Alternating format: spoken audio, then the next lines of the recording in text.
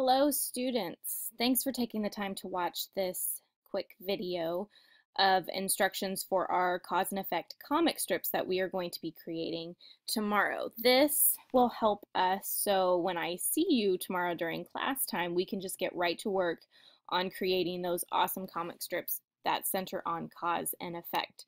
Before I get into the instructions and what we're going to do tomorrow, let's quickly review what cause and effect really means. So the cause of something answers the why that something happened. The effect is what happened because of the cause. Our key terms here that we're searching for as we read through texts are since, so, because, and when. Those we've kind of trained our eye these past few weeks to look for these key terms, and they pop out of the page so we know we are reading cause and effect relationships. Here's a quick example. If you read along with me, I have two options. I've got A and B. A says the students stayed in and played board games during recess. B says it was raining outside during recess time. I want you to take a second and I want you to think which one would be the cause and which one is the effect.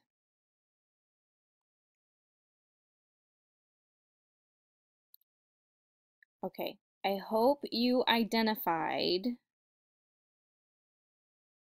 B as the cause. It was raining outside. So what happened because it was raining outside? The students stayed in and played board games during recess. They had to stay in because it was raining outside. One of the key terms, let's think here. I'm going to flip back to the previous slide. Which key term could we use to connect these two sentences into a cause and effect relationship? I could say, since it was raining outside during recess time, the students stayed in and played board games. I could say, because it was raining outside, the students stayed in and played board games. I could say, it was raining outside, so the students stayed inside to play board games. That's how these key terms are used to connect these cause and effect relationships so we can see and understand them in stories. And friends, they're also just found in life. If I were to bring my umbrella to work, why would I bring my umbrella to work? Well, either it was going to rain or maybe it was raining. So cause and effect relationships are found everywhere, not just in the stories that we read. So keeping the ball rolling with brainstorming and identifying cause and effect relationships, I want you to think for a second, what could the cause be for the effect of a squirrel running up a tree? Why would a squirrel run up a tree? Well, since the dog was barking, the squirrel ran up the tree. The dog could be chasing the squirrel. The neighbor could have started his lawnmower, so a loud noise could cause a squirrel to run up a tree. Maybe the squirrel was chasing another squirrel. So there are several reasons why a squirrel could run up a tree.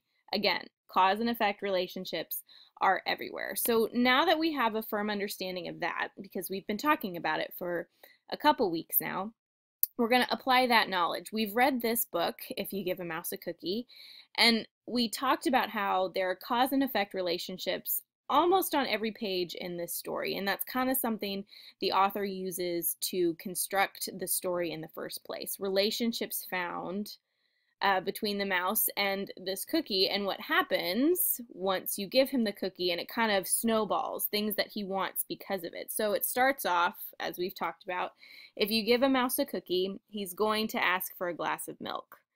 Well, then you give him the milk, and what's going to happen because you gave him the milk? He's going to ask for a straw.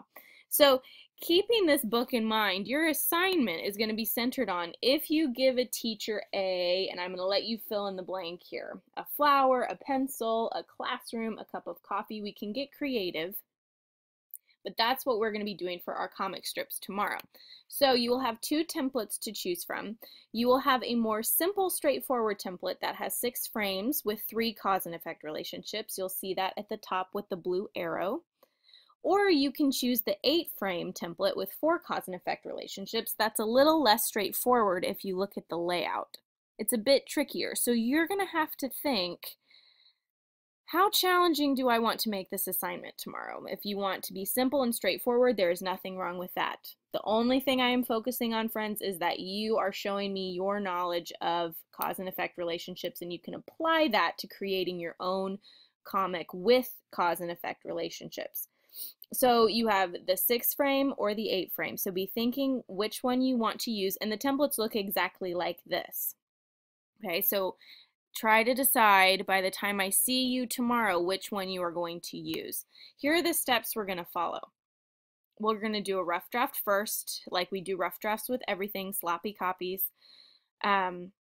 This way I can make sure we've got spelling correct. We can make sure the cause and effect relationships are clear for the reader. That's the teacher check piece. Then you're going to sketch your outline of your actual comic in pencil first. So you'll go grab your template that you want.